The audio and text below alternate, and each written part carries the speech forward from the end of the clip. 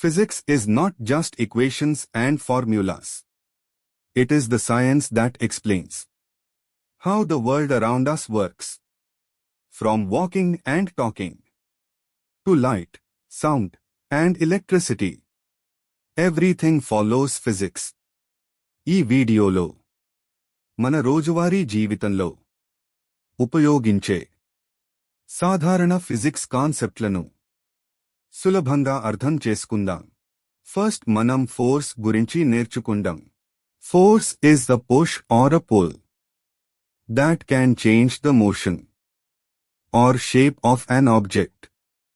Force అంటే వస్తువును నెట్టడం లేదా లాగడం, దాని కదలికను లేదా ఆకారాన్ని మార్చడం.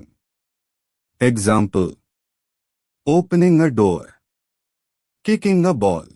సెకండ్ మనం మోషన్ గురించి నేర్చుకుందాం.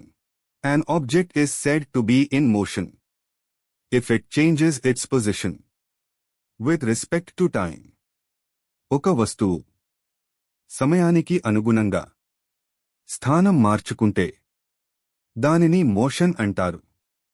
Types: rest, uniform motion, non uniform motion.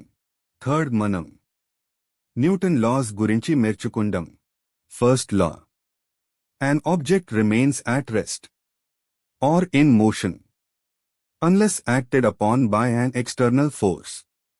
బయటి ఫోర్స్ లేకపోతే వస్తువు తన స్థితిని మార్చదు. Second law: force equals mass into acceleration. Force mass acceleration. Third law: for every action there is an equal and opposite reaction. ప్రతి చర్యకు సమానమైన మరియు వ్యతిరేక ప్రతిచర్య ఉంటుంది. ఎప్పుడు మనం ఎనర్జీ గురించి నేర్చుకుందాం. Energy is the ability to do work. పని చేయగల సామర్థ్యమే energy. Types: kinetic energy. Kinetic energy is the energy possessed by an object due to its motion. Kinetic energy అనేది ఒక వస్తువు తన కదలిక వల్ల పొందే శక్తి. Formula: K=E12mv². Example: a moving car, flowing water, a running person. Potential energy. Potential energy is the energy possessed by an object due to its position or configuration. Potential energy అనేది ఒక వస్తువు తన స్థానం లేదా ఆకృతి వల్ల పొందే శక్తి. Formula P=mgh. Example: water stored in a dam, a book kept on a shelf. Potential energy. Potential energy converts into kinetic energy when an object starts moving. వస్తువు కదలడం ప్రారంభించినప్పుడు పొటెన్షియల్ ఎనర్జీ కైనెటిక్ ఎనర్జీగా మారుతుంది. Example: a falling stone. ఎప్పుడు మనం work and power గురించి నేర్చుకుందాం. Work is done when a force causes displacement. Force వల్ల వస్తువు కదిలితే వర్క్ చేసినట్లు. Power, rate of doing work. ఎప్పుడు మనం లైట్ గురించి నేర్చుకుందాం. Light helps us see objects. కాంతి వల్లే మనకు వస్తువులు కనిపిస్తాయి. Concepts: reflection, refraction, dispersion. Reflection of light is the phenomenon in which light bounces back into the same medium after striking a surface.